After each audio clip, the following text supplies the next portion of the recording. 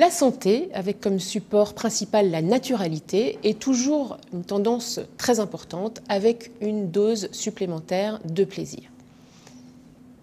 2 tiers des consommateurs déclarent qu'ils ont changé leurs habitudes pour une alimentation plus saine dans les 2 dernières années, avec quelques nuances d'un pays à l'autre.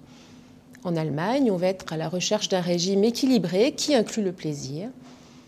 En Espagne, du fait d'une situation économique un petit peu plus compliquée, on va avoir un focus un petit peu en retrait sur la naturalité.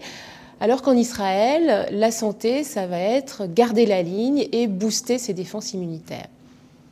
En Chine, on est inquiet pour sa santé et on exige vraiment de la naturalité. En Asie du Sud-Est et en Inde, où là aussi les habitudes de consommation font que alimentation et santé sont traditionnellement très liées, on a aussi un très grand besoin de transparence. Aux USA, on observe récemment une mise en mouvement sur le créneau du bien manger et de la santé, alors qu'au UK, on va être un petit peu plus en retrait quant à l'attachement à la santé.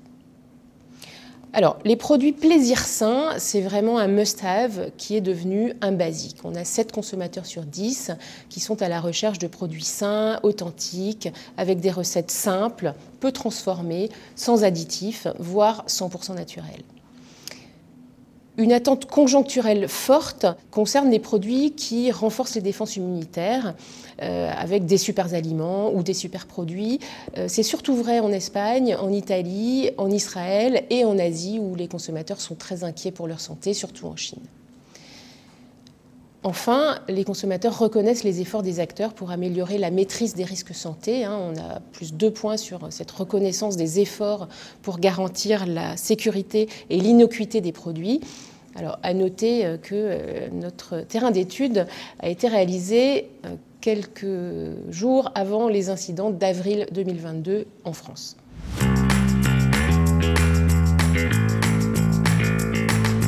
Donc l'offre innovante aujourd'hui est véritablement empreinte de naturalité, elle est plus transparente. On sait que le consommateur aujourd'hui regarde la composition des produits, lit les étiquettes.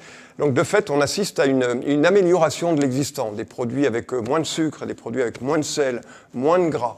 Mais ce qui est important, c'est toujours avec cette promesse plaisir. C'est ma poudre chocolatée, par exemple, elle doit avoir moins de sucre, mais elle doit avoir au moins autant de goût, si ce n'est plus de goût. Et de la même manière, pour les produits alcoolisés qui ont baissé en taux d'alcool, ils doivent toujours garantir le plaisir du goût. L'amélioration des recettes, c'est aussi la diminution des ingrédients, des produits avec une composition beaucoup plus simple.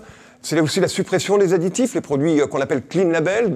On a enlevé les ingrédients indésirables comme l'huile de palme, les sels nitrités par exemple.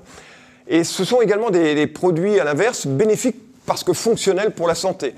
Ils peuvent être protecteurs avec une promesse d'immunité. Pour information, par exemple, l'offre à promesse immunité a été multipliée par 8 depuis le début de la crise Covid dans le monde. C'est une promesse très très forte. C'est aussi une action sur le microbiote avec des ferments laitiers dans les boissons, par exemple les kéfirs ou les kombucha.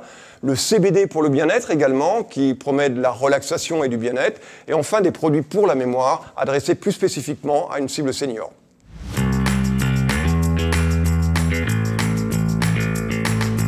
Le fait d'avoir traversé la pandémie de Covid-19 a indéniablement changé notre façon de consommer en restauration. Les consommateurs ont cherché pendant la pandémie plus de comfort food, c'est-à-dire de desserts, de plats traditionnels, mais en même temps, ils étaient toujours inquiets par le fait que la restauration, et précisément la restauration assise, est toujours un endroit à risque pour être contaminé par le Covid-19. 40% de consommateurs européens nous disent que c'est le cas pour eux. Et donc, toutes ces tendances, si on les prend dans leur globalité, signifient qu'il y a une attention nouvelle qui est portée à la santé lors de la consommation en hors domicile.